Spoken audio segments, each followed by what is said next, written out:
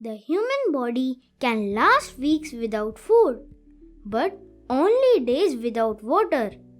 It's essential to keep our body functioning properly and feeling healthy. Water is also necessary for washing and sanitization. But do we get clean water everywhere? No.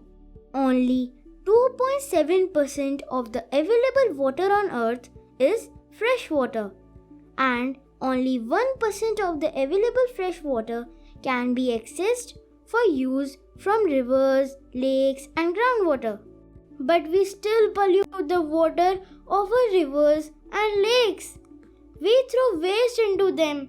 We bathe in rivers and wash clothes in them. We don't volunteer in river cleaning drives and campaigns.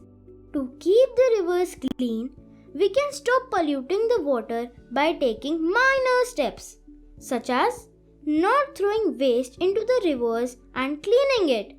We can stop washing clothes in rivers and lakes. We can help clean the river at least once a month. Water is essential for survival and basic needs.